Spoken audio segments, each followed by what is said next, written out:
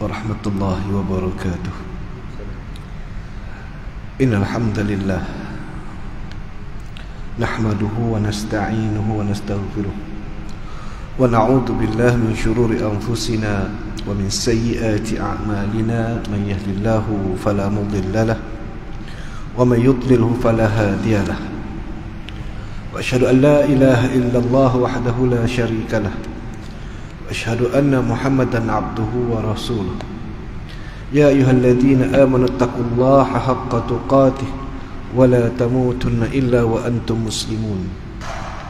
يا أيها الناس اتقوا ربكم الذي خلقكم من نفس واحدة وخلق منها زوجها وبث منهما رجالا كثيرا ونساء واتقوا الله الذي تساءلون به والأرحام إن الله كان عليكم رقيبا. يا أيها الذين آمنوا اتقوا الله وقولوا قولا سديدا يصلح لكم أعمالكم ويغفر لكم ذنوبكم ومن يطع الله ورسوله فقد فاز فوزا عظيما. أما بعد فإن أصدق الحديث كتاب الله وخير الهدي هدي محمد صلى الله عليه وسلم وشر الأمور محدثاتها وكل محدثة بدعة وكل بدعة ضلالة وكل ضلالة في النار. Yang dihormati Tuan Nazir dan seluruh ahli jabatan kuasa serta para pegawai Masjid Setia Alam, para imam dan para asatizah yang dimuliakan, seterusnya tuan-tuan dan puan-puan muslimin dan muslimat yang dihormati lagi dikasihi sekalian. Alhamdulillah, dalam suasana Syawal yang masih lagi mekar dan meriah hari ini, tidak ketinggalan untuk saya mengucapkan Aidul Mubarak, taqabbalallahu minna wa minkum. Selamat Hari Raya Aidil Fitri. Semoga Allah Subhanahu wa taala menerima amalan saya dan amalan tuan-tuan sepanjang bulan Ramadan yang lalu. Tuan-tuan dan puan sekalian, kita alhamdulillah malam ni kita sambung lagi pengajian kita yang terhenti pada 3 bulan 23 yang lalu. Bulan Mac saya tak dapat hadir sebab saya berangkat menunaikan umrah. Bulan 4 kita Ramadan dan bulan 5 baru kita bertemu lagi. InsyaAllah kita berhenti dulu pada perkara yang ke-11 daripada 34 amalan penghapus dosa. Dan malam ini kita akan tengok di antara perkara-perkara amal ibadah yang boleh meluntur dan menghapuskan dosa adalah ibadat solat yang kita dirikan itu sendiri. Baik, tuan-tuan dan puan-puan rahimakumullah, termasuk amalan yang dapat menghapuskan dosa setiap hamba, apatah lagi dosa-dosa kecil, adalah menjaga dan memelihara salat 5 waktu. Sabit daripada hadis daripada Abu Hurairah radhiyallahu anhu, beliau menyebutkan bahawa mendengar Nabi sallallahu alaihi wasallam bersabda, ara'aitum law anna nahran bi babin ahadikum yaghtasilu minhu kullu yawmin 5 marratin hal yabqa min darnihi syai'un? Qalu la yabqa min daranihi syai'un.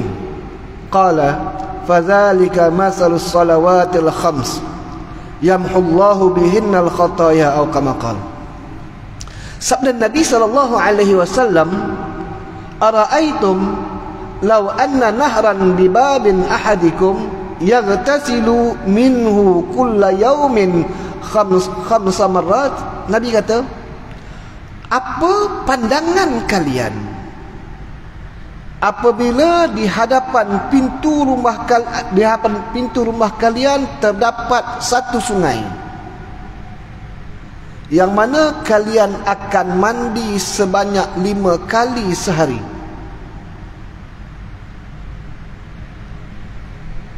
Itu satu. Nabi kata, apakah pandangan kalian, apakah pendapat kalian sekiranya di hadapan rumah kita ada sebatang sungai dan kita mandi sehari 5 kali? Kemudian Nabi tanya, hal yabqa min daranihi syai'un? apakah masih ada kotoran yang tersisa pada badan kalian? Kalau dah mandi 5 kali sehari, mandi bukan berkubang.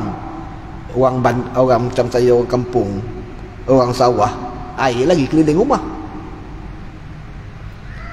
Tapi kalau tak mandi tak jadi apa? Di rumah kita hari ini bilik air, Masya Allah.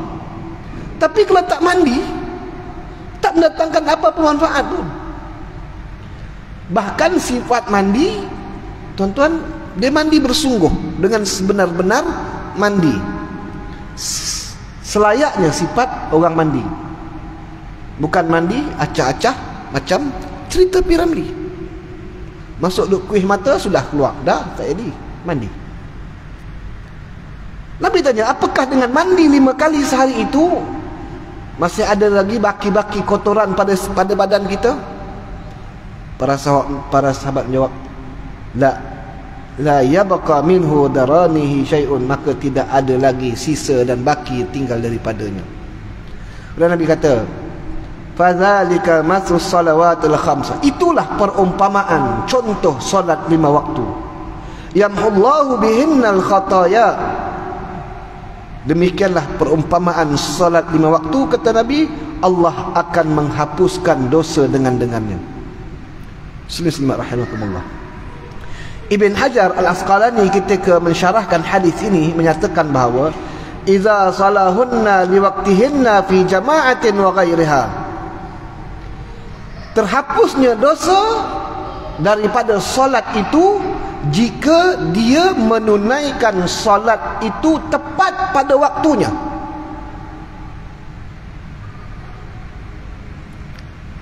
Tepat pada waktunya, maknanya seseorang itu dia solat di awal waktu, kemudian fi jama'atin wa ghairiha, ataupun didirikan secara berjamaah atau selainnya. Indikator untuk mendapatkan pengampunan Allah Subhanahu wa taala yang lumayan, yang mutlak, sabit daripada solat yang kita dirikan itu, pertamanya adalah solatnya di awal waktu, kemudian solatnya berjamaah. Dan apabila dia solat berjamaah di masjid dan di surau, pastinya dia akan solat di awal waktu, pastinya. Sebab menjadi tradisi, menjadi kelaziman di seluruh masjid di mana-mana pun, solat akan didirikan lebih kurang 5 ke 10 minit selepas azan dikumandangkan. Itu nama. Subuh dia delay sikit, dia mungkin pergi sekat sampai 15 minit untuk memberi ruang kepada para jemaah yang lain untuk sama-sama mendirikan jemaah. Baik. Sebuah hadis daripada Uthman bin Affan radhiyallahu anhu disebutkan pada akhir lafaznya, Nabi SAW menyatakan bahawa fa inna salata tuzhibu dhunuba kama yuzhibul ma'ad dar, sesungguhnya solat dapat menghilangkan dosa seumpama air yang menghilangkan kotoran.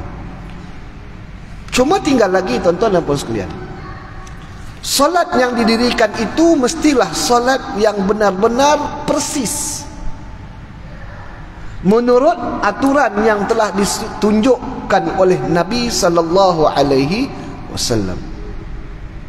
Sama ada ia menerusi apa yang ijtihadkan oleh imam 4 mazhab, kerana keempat-empat imam mazhab yang besar itu, kesemua mereka itu tidak lari daripada petunjuk Nabi sallallahu alaihi wasallam ketika mendirikan solat. Mungkin ada sedikit sebanyak perbezaan antara imam-imam tersebut, tetapi yakin dan percayalah perbezaan ini semua tidak menghalang, kita tak boleh nak judge bahawa mereka salah, mereka ini silap, mereka itu salah, mereka ini silap. Saya saja menanda. Masing-masing ada hadis, ada dalil yang menjadi penguat kepada hujah bagi setiap hujahan imam mazhab. Jadi kita yang berpegang kepada mazhab Imam Syafi'i rahimahullah, kita tak boleh nak hukum cara sembahyang mereka yang bermazhab Imam Hanbali itu salah, mereka yang bersembahyang secara Imam Abu Hanifah itu salah, mereka yang salat mengikut mazhab Imam Malik itu salah. Tak. kesemuanya betul. Mengikut pandangan mazhab, dan pandangan imam mazhab itu berdasarkan kepada petunjuk dan dalil yang mereka yakini, mereka fahami. Itulah luas dan terbukanya Islam. Kita jangan mudah-mudah nak hukum orang itu sesat, orang itu salah. Jangan. Sekalipun kalau kita melihat mereka itu solat dalam saf kita yang sama, tetapi cara takbirnya mungkin berbeza, cara mengangkat takbirnya berbeza, cara turun daripada rukuk ke sujudnya berbeza, cara daripada sujud naiknya pun berbeza, cara mereka menggerakkan jari mengangkat tasyahud juga berbeza. Kerana kesemua ini mengikut petunjuk daripada Nabi sallallahu alaihi wasallam. Baik. Ibnu Al-Arabi menyatakan bahawa sisi perumpamaan yang disebutkan dalam hadis ini ialah air yang banyak boleh menghilangkan kotoran yang melekat pada badan atau pakaian seseorang. Begitu jugalah pelaksanaan solat 5 waktu yang boleh menghapuskan kotoran hati yang berupa dosa sehingga tidak tersisa sama sekali. Baik. Dalam sebuah hadis yang lain, hadis yang diriwayatkan oleh Imam Muslim daripada Abu Hurairah radhiyallahu anhu, Nabi SAW menyatakan, tuan-tuan, hadis ini sangat spesial. Nabi kata apa? As-salawatul khams, salat 5 waktu. Wal jum'atu ila jum'ah, dan salat Jumaat kepada Jumaat berikutnya. Jumaat hari ini kepada Jumaat minggu depan. Wa ramadana ila ramadan, Ramadan tahun ini kepada Ramadan tahun depan. Kafaratul lima bainahunna, adalah penghapus dosa yang terjadi di antara keduanya. Masya Allah, tabarakallah. Tuan-tuan, hadis ini hadis sahih riwayat Imam Muslim daripada Abu Hurairah radhiyallahu anhu. Nabi sebut apa? Salat 5 waktu yang kita dirikan. Dalam riwayat yang lain menyebutkan bahawa antara solat fardu kepada solat fardu, fardu maghrib kepada isya, isya kepada subuh, subuh kepada zuhur, zuhur kepada asar, asar kepada maghrib, maghrib kepada isya, begitulah rolling 24 jam sehari, 5 waktu. Period antara waktu kepada waktu solat itu kafaratun lima bainahunna, menjadi penghapus dosa antara keduanya. Maknanya apa?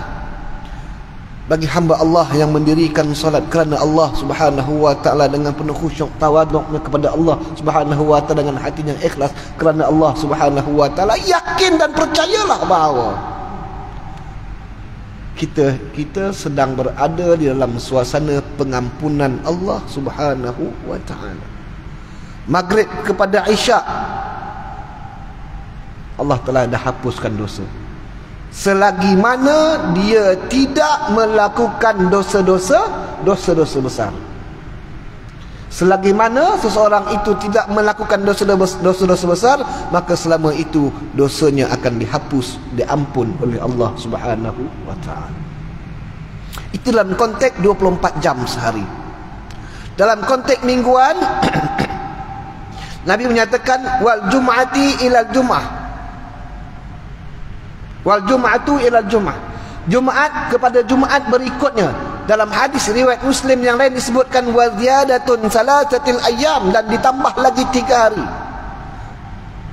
Maksudnya bagi individu muslim daripada Jumaat kepada Jumaat berikutnya 7 hari. 7 hari itu Nabi sebutkan dalam riwayat yang lain wa ziyadatun salasatil ayyam, dan ditambah lagi 3 hari. Maknanya bagi setiap individu muslim yang menunaikan solat Jumaat 10 hari ke depan, 10 hari ke depan, Allah Subhanahu wa taala telah pun mengampun dan menghapuskan dosa-dosanya selama mana dia tidak melakukan dosa-dosa besar. Dan di antara dosa besar itu salah satunya adalah dosa-dosa syirik kepada Allah Subhanahu wa taala. Lebih hebat lagi Nabi menyatakan wa ramadanu ila ramadan, Ramadan kepada Ramadan berikutnya kafaratun lima bainahun, menjadi kafarah penghapus dosa antara keduanya. Setahun. Selisih rahimakumullah, dalam sebuah hadis daripada Talhah bin Ubaidillah. Sebuah hadis dari Talhah bin Ubaidillah. Siapa Talhah bin Ubaidillah? Talhah bin Ubaidillah ini salah seorang daripada 10 sahabat yang telah dijamin syurga oleh Nabi SAW. Satu, istimewanya Talhah. Yang kedua, Talhah ini diberikan gelaran oleh Nabi SAW sebagai syahid yang hidup. Syahid yang hidup. Kenapa? Sebab Talhah bin Ubaidillah ini, dia sanggup mempertaruh dan mempertahankan badan dia menjadi perisai, menjadi benteng untuk mempertahankan Nabi SAW dalam peristiwa perang apa? Perang Uhud.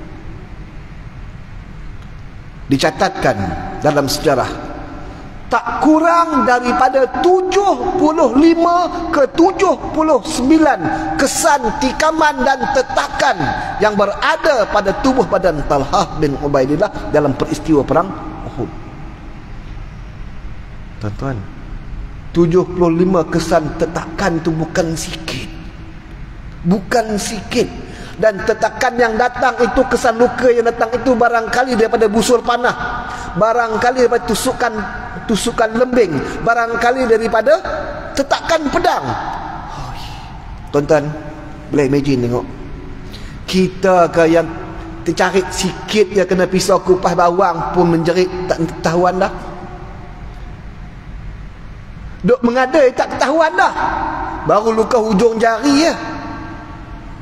Talhah tak kurang 75 kesan akibat daripada perang Uhud.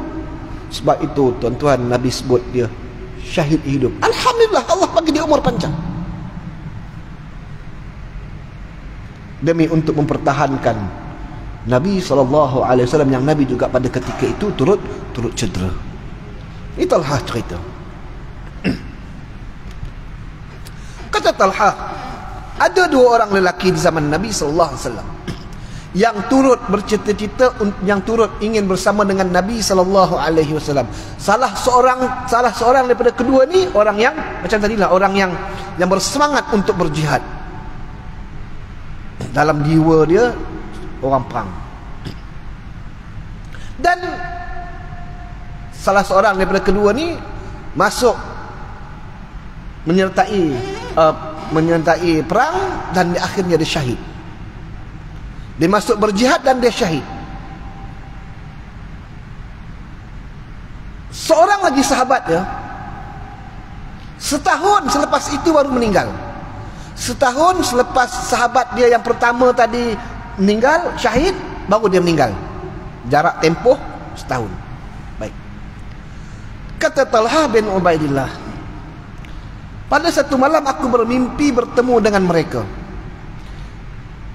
berada di hadapan pintu syurga Allah Subhanahu wa ta'ala. Mimpi bertemu dengan kedua-dua orang sahabat ni tadi depan pintu syurga. Duduk tempat pintu tu, tiba-tiba satu malaikat keluar menjemput dan mempersilakan sahabat yang kedua. Siapa sahabat kedua tadi? Sahabat yang sempat hidup setahun lagi selepas sahabat pertama dia syahid. Kata Talhah, aku heran kenapa malaikat keluar jemput yang kedua dulu masuk syurga berbanding daripada sahabat yang pertama yang telah syahid di medan jihad. Kemudian kata Talhah, tak lama kemudian keluar satu malaikat lagi baru jemput lelaki yang kedua masuk syurga terlebih dahulu. Kemudian kata Talhah lagi bercerita, tak lama kemudian kedua-dua mereka itu keluar menemui Talhah di hadapan pintu syurga. Keduanya berkata kepada Talhah, irja', hang balik dulu. It's not your time. Sekarang bukan masa kamu lagi. Balik dulu. Kemudian Talhah berkata, besok selepas waktu subuh, seusai waktu solat subuh, Talhah bin Ubaidillah menceritakan peristiwa ini kepada para sahabat yang lain. Sahabat-sahabat yang dengar semua hairan. Semua heran, semua pelik. Pasal apa malaikat jemput lelaki yang kedua masuk syurga dahulu berbanding lelaki yang pertama? Sedangkan lelaki pertama tadi pergi jihad dan syahid. Sepatutnya lelaki pertama lah masuk syurga dulu. Tuan-tuan dan puan-puan rahimakumullah, tuan-tuan jangan confuse. Isu di sini lah isu siapa cepat siapa lambat dia, bukan isu tak masuk syurga lah. Baik. Akhirnya perkara itu dibawa ke pengetahuan Nabi SAW. Viral isu itu sampai kepada pengetahuan Nabi SAW. Jadi sahabat-sahabat pun pergi jumpa Nabi, tanya. Jumpa Nabi, tanya. Kemudian Nabi SAW bertanya kepada para sahabat, hal ta'ajjabun? Apakah kamu pelik?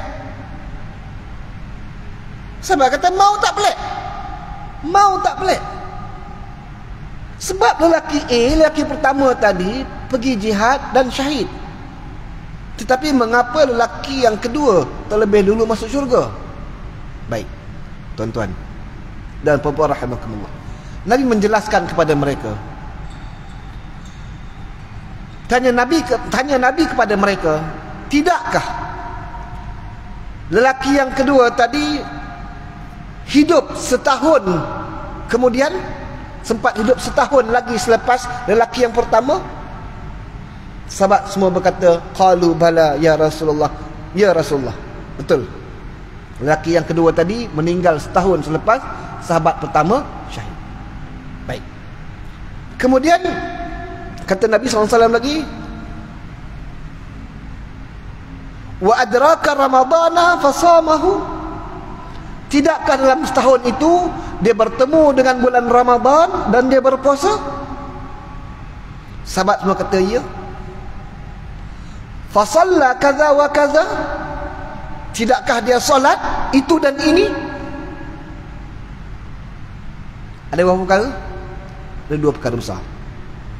Satu, Nabi kata wa adraka Ramadan fasamahu, dia bertemu dalam tempoh setahun itu dia bertemu dengan bulan Ramadan dan dia berpuasa Ramadan.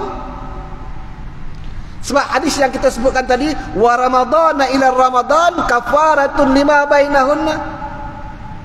Ramadan kepada Ramadan berikutnya menjadi kafarah, penghapus dosa antara keduanya.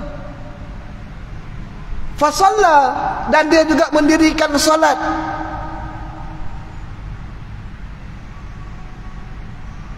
Solat macam-macam jenis solat lah, kaza wa kaza dan itu ini. Dan itulah kata Nabi yang menjadikan perbezaan di antara sahabat yang pertama dan sahabat yang kedua. Dan perbezaan itu kata Nabi seumpama perbezaan beza langit dan bumi. Hadis ini hadis sahih riwayat Imam Ahmad dan juga Imam Ibnu Majah. Tuan-tuan dan puan-puan rahimakumullah, faham daripada hadis ini nak cerita kepada kita bahawa saat kita mendirikan salat, saat kita mengibadahi Ramadan telah pun berlalu pergi. Kita berada dalam suasana Syawal. Kita disunnahkan untuk berpuasa 6 hari di bulan Syawal. Sifat puasa 6 hari di bulan Syawal ini antara lainnya adalah sebagai penutup kepada cacat cela sepanjang Ramadan kita yang lalu, dengan ganjaran kasiyami dahar, seperti seumpama puasa setahun. Baik. Ibadah yang baru kita tinggalkan, Ramadan, dan ibadah yang baru sahaja kita tunaikan dan kita akan tunaikan dan kita akan terus tunaikan ialah solat, menjadi kafarah. Jadi tunaikanlah solat dengan penuh ketundukan dan ketakwaan kepada Allah Subhanahu wa taala. Tuan-tuan yakin dan percayalah bahawa Nabi juga dalam riwayat yang lain menceritakan bahawa solat antara perkara pertama yang akan dihisap dan dihitung oleh Allah Subhanahu wa taala pada hari akhirat kelak. Semua orang tahu. Yang kedua, semua kaum muslimin tahu dan faham bahawa solat adalah pembeza di antara bainal Islam, bainal mu'min wal kufr, di antara orang yang beriman dan juga orang-orang kafir. Dan yang ketiga, tuan-tuan dan puan-puan rahimakumullah, yakin dan percayalah, solat juga merupakan fitnah terhadap diri kita. Fitnah yang bagaimana? Fitnah di atas tanggungjawab kita. Apabila kita mengabaikannya, maka kita telah pun melakukan fitnah ke atas perintah Allah Subhanahu wa taala yang mulia ini. Pengabaian solat ini kadang-kadang bukan kerana dia tidak menunaikan solat, tetapi pengabaian solat boleh berlaku tak kala mana kita mentakhir dan melambat-lambat dengan sengaja melewat-lewatkan solat. Solat dalam keadaan yang tergesa-gesa, dalam solat yang tidak solat dalam keadaan tergesa-gesa, dalam solat yang tidak tentu arah. Maka solatlah dengan penuh ketundukan dan ketakwaan kepada Allah Subhanahu wa taala. Begitulah kata Nabi sallallahu alaihi wasallam, sifat solat yang kita dirikan antara lainnya sebagai penghapus dosa. Baik, muslimin muslimat rahimakumullah. Samping itu, ada perkara yang perlu kita ketahui. Banyak bacaan-bacaan dan lapas-lapas dalam solat itu yang kita baca, yang kita zikirkan, sebenarnya doa. Sebab itu solat, as-solat bermakna doa. Solat itu maksudnya doa. Baik, tuan-tuan perasan tak? Saat kita duduk di antara dua sujud setiap kali solat, apa yang kita baca? Apa yang kita baca? Kita akan baca Rabbighfirli warhamni wajburni warfa'ni warzuqni wahdini wa'afini wa'fu anni. Ada 6 perkara. Kita baca apa? Rabbighfirli. Sebab itu ketika kalau boleh untuk mendapatkan kualiti yang terbaik dalam solat, setiap bacaan zikir dalam solat itu bacalah dalam keadaan yang tenang. Sebab itu Imam Syafi'i rahimahullah memakruhkan solat, bacaan-bacaan dalam solat itu bila tidak diucapkan. Sebabnya bacaan dalam solat hendaklah dilafazkan, sekadar didengar oleh telinga kita. Mesti dilafaz. Dia tak mahu Allahu Akbar, dia senyap terus. Kumat-kamit pun tidak baca dalam hati, tak, mesti dilafazkan. Sepaling tidak didengari oleh telinga kita sendiri. Jangan terlalu kuat sampai mengganggu sahabat-sahabat kiri dan kanan kita. Apa yang kita baca? Maka kita jangan laju-laju baca dalam keadaan yang tenang-tenang, menjiwai bacaan-bacaan dalam solat kita. Baik, kita baca apa? Rabbighfirli. Ya Allah, ampunkan dosa-dosaku. Kita sedang merintih. Zikir itu zikir rintihan kita kepada Allah. Mana boleh baca laju? Kita nak merintih, nak minta tolong dekat orang. Kita bercakap dalam nada yang memujuk, dalam nada yang meminta, dalam nada yang berhati-hati. Maka berhati-hatilah saat kita berbicara dengan Allah Subhanahu wa taala. Sebab apa yang kita nak antara lainnya adalah keampunan Allah Subhanahu wa taala. Berbicaralah dengan Allah dalam keadaan yang tenang. Rabbighfirli, ya Allah ampunkan dosa-dosaku. Warhamni, kasihani aku, sayangi aku. Wajburni, tutuplah segala aibku ya Allah. Kita ni tuan-tuan dan puan-puan rahimakumullah, kalaulah Allah Subhanahu wa taala buka aib dan pekung di dada kita, kita tak boleh angkat muka lagi tuan-tuan. Kita tak mampu nak mengangkat muka saat aib kita dibuka oleh Allah Subhanahu wa taala. Tak mampu. Kita semua, kita ada sejarah hidup masing-masing. Kita ada sejarah hidup masing-masing.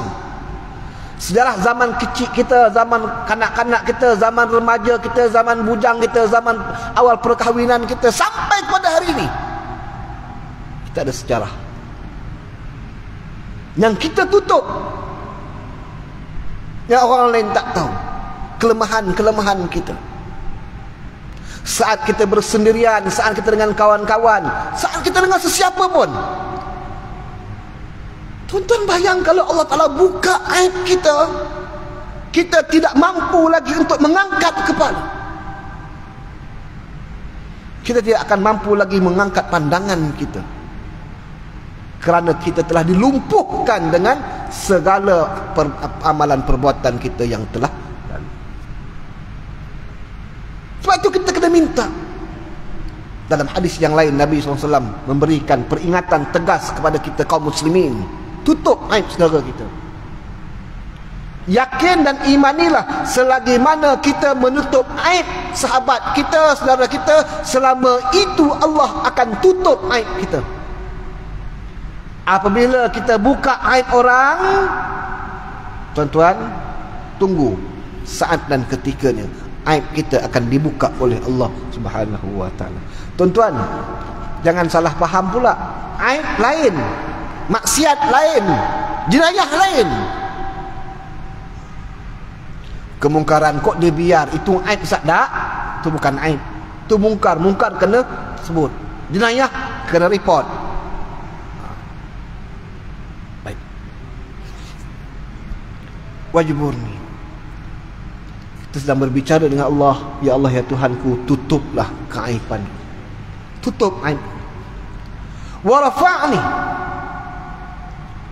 Kita minta supaya Allah Subhanahu wa taala mengangkat darjat kita. Di dalam doa kita selalu berbicara dengan Allah Subhanahu wa taala. Tu imam kita selalu baca supaya kita diberikan pada orang yang meninggal dunia itu diberikan darjat minan nabiyyin wasiddiqin wasyuhada'i wassalihin wa hasuna ulaika rafiqa ya arhamar rahimin. Supaya kita ditempatkan di kalangan para nabi dan para rasul, darjat yang tertinggi. Darjat yang kedua, syuhada.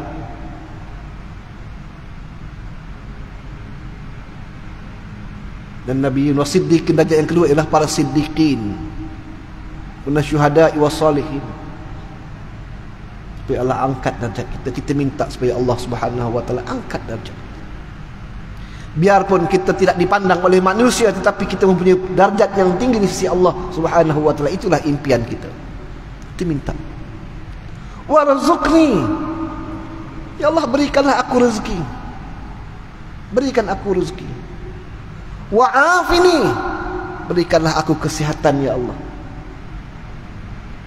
Sebab rezeki ada, tapi kalau tak sihat tidak bermanfaat. Duitnya banyak, hartanya banyak, tapi tak sihat. Makan itu tak boleh, makan ini tak boleh, itu tak boleh. Apa manfaat duit? Patut-patutnya duit banyak ni, tiap-tiap hari ni udang kara, besok lobster, esok ini hari makan sedap. Tapi semua tak boleh makan. Siput sampai anak udang pun tak boleh makan. Apa manfaat duit? Tuan-tuan, saya pernah satu ketika, ini tak maaf pasal cerita hal peribadi lah sikit. Sebelum Allah yarham ayahanda saya meninggal dunia, ayahanda saya ni dia, Allah Ta'ala uji dia dengan gaut. Dengan gaut. Gaut dia pemplek. Gaut dia sampai keluar bintik-bintik kristal dekat kaki, kat tangan, kemudian lutut. Satu hari saya balik kampung, saya tengok ayah saya ni makan siput, makan ketam, makan udang. Ketam tak besar-besar. Saya kata, Abah kan gaut, mana boleh makan siput? Tuan-tuan tahu apa dia jawab? Saya cukup menyesal dengan mendengar jawapan itu. Saya cukup kesal. Tuan-tuan nak dengar juga ke dia jawab apa? Dia membuatkan saya duduk tersandar, saya termenung, saya gelak, saya belah. Dia kata apa? Aku cari duit, aku nak makan. Kalau sampai ketam pun aku tak boleh makan, buat apa duit gitu. Sagi aku sakit, pergi klinik. Saya jam. Kita tak mau dia sakit. Tapi ayat itu betul tak? Betul tak ayat dia? Aku cari duit, aku nak makan sedap. Kalau sampai ketam pun aku tak boleh makan, buat apa kau ada duit? Tuan-tuan faham tak? Saya, alamak, jam. Sagi kalau sakit, aku pergi hospital. Wah, tuan-tuan. Begitulah. Kalau kita boleh faham, sebenarnya kita minta apa? Kita minta apa dengan Allah? Kita minta sihat, kita minta rezeki. Dengan rezeki yang Allah Ta'ala bagi tadi, dan kesihatan yang Allah Ta'ala bagi tadi, kita boleh menikmati hidangan dunia seketika. Sampai semua boleh makan jam. Ni raya, musim-musim raya, minta maaf saya tak makan rendang, minta maaf saya tak makan lemak, tak makan lemang, sebab itu santan lah bla bla bla. Hampa tak mau makan, main lungguk ke aku, kita perhabis. Senang. Okey, kita dah minta apa dah? Keampunan, apa ni, Rabbi firli warhamni wajburni warfa'ni warzuqni, beri aku rezeki. Dan yang terakhir, wa'fu anni, maafkan aku ya Allah, maafkan aku ya Allah. Baik, bismillah rahmatullah. Kalau kita menjiwai solat yang kita dirikan dengan zikir-zikir yang kita bacakan tadi dengan penuh khusyuk, kita menjiwai, tuan-tuan, seumpama kita sedang berbicara dengan Allah Subhanahu wa taala, maka berbicaralah dengan Allah dalam nada yang tenang dan santun. Maksud poin saya yang lebih besar di sini ialah saat solat jangan tergopoh gapah, tenang-tenang solat. Tenang-tenang solat. Bacaan Fatihah kita tenang, bacaan tasbih kita tenang, bacaan tahiyat kita tenang, bacaan zikir duduk antara dua sujud juga dalam keadaan yang tenang. Rabbighfirli, ingat, ampunkan aku. Warhamni wajburni warfa'ni warzuqni wahdini wa'afini wa'fu anni. Moga-moga dengan zikir-zikir yang kita sebut tadi, itulah doa-doa yang kita sedang minta dengan Allah Subhanahu wa taala, permintaan kita dengan Allah Subhanahu wa taala. Sebab tu banyakkan solat. Selain solat waktu, solat nafilah, solat malam, dan solat sunat yang lain, perbanyakkan solat dalam keadaan yang tenang. Wallahu a'lam. Masuk dah waktu 4 minit ni. Baik. Yang terakhir, daripada Abu Burdah, dia menyatakan bahawa aku pernah solat di samping Ibnu Umar. Abu Burdah juga sebut, aku pernah solat di sebelah Ibnu Umar. Aku mendengar Ibnu Umar membaca, Rabbi bima an'amta alayya falan akuna zahiran lil mujrimin. Ya Rabbku, demi nikmat yang telah engkau anugerahkan kepadaku, maka aku tidak akan menjadi penolong bagi orang-orang yang berdosa. Dengar saja Ibnu Umar baca ayat ni, Abu Burdah pun bertanya kepada Ibnu Umar. Ibnu Umar mengatakan kepadaku, aku tidak pernah mengerjakan satu solat pun kecuali aku berharap kepada Allah agar solat itu boleh menghapuskan dosa-dosaku. Diriwayatkan oleh Abdul Razak dalam musnadnya. Ibnu Umar sebut, aku tidak pernah sekali-kali solat, melainkan setiap kali solat aku akan berdoa dan berharap semoga Allah Subhanahu wa taala menghapuskan dosa-dosaku. Itu Ibnu Umar, anak didik Nabi sallallahu alaihi wasallam. Siapalah kita? So kita setiap kali lepas solat, dengan penuh pengharapan pengampunan daripada Allah Subhanahu wa taala, seusai solat, assalamualaikum warahmatullahi, assalamualaikum warahmatullahi. Sesibuk mana pun kita ada urusan emergency di luar, sesibuk mana pun, tuan-tuan, luangkan beberapa detik. Assalamualaikum warahmatullahi, assalamualaikum warahmatullahi. Nabi mengajarkan kita astaghfirullah, astaghfirullah, astaghfirullah. Kenapa? Nabi tidak membaca bacaan lain selain daripada istighfar selepas bagi salam. Ucapan Nabi astaghfirullah, astaghfirullah, astaghfirullah. Ya Allah, ampunkan aku, ampunkan aku, ampunkan aku. Kerana apa? Kerana kita tidak tahu solat kita yang kita dirikan tadi memenuhi sepenuhnya kriteria yang Allah kehendak atau tidak. Kalaulah di salat yang kita dirikan tu ada kelemahan dan kekurangan, kita minta ampun dengan Allah Subhanahu wa taala, supaya dengan salat itu juga dosa-dosa diampunkan oleh Allah Subhanahu wa taala. Saya sebut Nabi sunnahnya selepas salam Nabi akan mulakan astagfirullah, astagfirullah, astagfirullah. Kemudian tuan-tuan nak pipi lah, paling tidak kalau boleh panjang sikit, Allahumma antas salam wa minkas salam, tabarakta ya zal jalali wal ikram, la ilaha illallah wahdahu la syarikalah, lahul mulku wa lahul hamd wa huwa ala kulli syai'in qadir. Dan zikir-zikir yang lain, yang lain yang telah disunnahkan oleh Nabi kita Muhammad sallallahu alaihi wasallam. Jadi tuan-tuan dan puan-puan muslimin dan muslimat yang dihormati dan dikasihi sekalian, itulah lebih kurang perkara ke-11, iaitu solat, salah satu daripada cabang penghapus dosa bagi setiap kaum muslimin. Maka dirikanlah solat. Inna salat kana al-mu'minina ala kitaban mawquta. Solat telah diwajibkan pada kita, dan solat itu tepat pada waktu-waktu yang telah ditetap dan telah ditentukan oleh Allah Subhanahu wa taala. Kemanapun kita, sekiranya dalam musafir, Allah Subhanahu wa taala anugerahkan kita solat apa? Solat jamak dan qasar. Salat jamak dan qasar ini mempunyai perbahasan yang agak panjang, banyak pendapat yang kita boleh pegang. Jadi itu adalah hadiah daripada Allah Subhanahu wa taala kepada kita.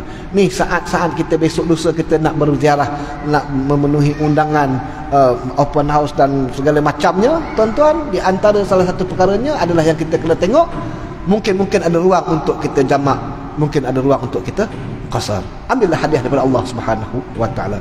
Subhanallah wa bihamdih, subhanallah wa bihamdik, asyhadu an la ilaha illa anta, astaghfiruka wa atubu ilaik. Sallallahu alaihi wasallam Muhammad wa ala alihi wa sahbihi baraka wasallam. Walhamdulillah bi alamin. Assalamualaikum warahmatullahi wabarakatuh.